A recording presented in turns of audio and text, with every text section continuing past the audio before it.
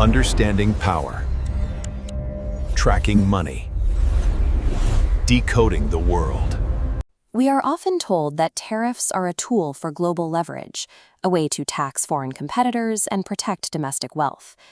But a growing gap is now appearing between that political promise and the specific cost to everyday American wallets.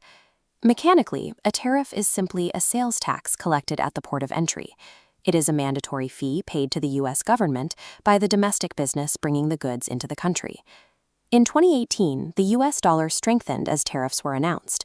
Because the dollar gained value relative to other currencies, foreign exporters essentially saw their own profits and purchasing power decline, absorbing much of the cost of the trade war before it reached the U.S. consumer. Data from the New York Federal Reserve indicates that the 2025 trade war followed a different path. By late that year, 94% of the economic burden of these tariffs was falling directly on U.S. firms and consumers. This shift meant that billions of dollars were being diverted from the private economy to the U.S. Treasury, revenue intended to help fund a projected $5 trillion gap in the federal budget over the next decade. If the U.S. dollar is the world's reserve currency, why did it stop acting as a buffer for the American public? The reason is rooted in dominant currency pricing, or DCP. DCP is an economic paradigm where global trade is invoiced almost exclusively in U.S. dollars, which keeps the prices of foreign goods rigid even when exchange rates fluctuate. Unlike 2018, when U.S. tariffs were often unilateral, the 2025 measures were met by immediate synchronized retaliation from the European Union, China, and Canada. This scatterplot tracks currency reactions to these retaliatory shocks. Instead of strengthening, the U.S. dollar depreciated. Because the dollar weakened, foreign exporters could not lower prices, resulting in a direct pass-through of tariff costs to U.S. companies buying the goods. When other nations hit back, they neutralized the dollar's strength, ensuring that the country starting the trade war is the one that pays for it. This cost is most persistent in intermediate goods.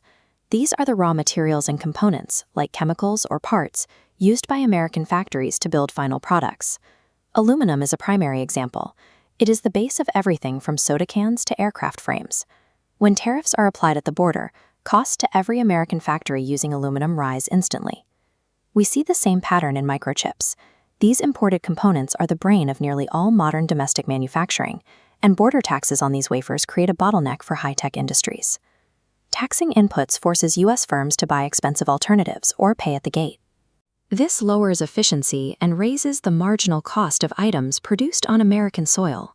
To maintain margins, manufacturers pass accumulated costs to retailers, who raise prices for the final consumer.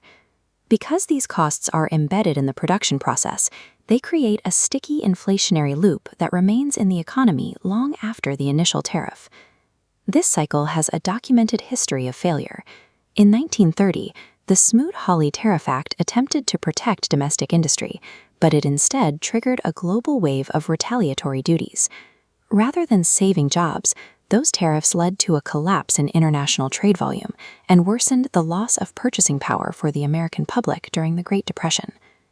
We are seeing a modern version of this stress test through the decoupling of the dollar.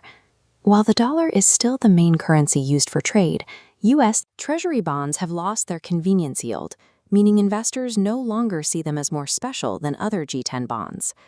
As the U.S. issues record amounts of debt to cover fiscal deficits, it is using tariffs to try and force the rest of the world to share that financial burden.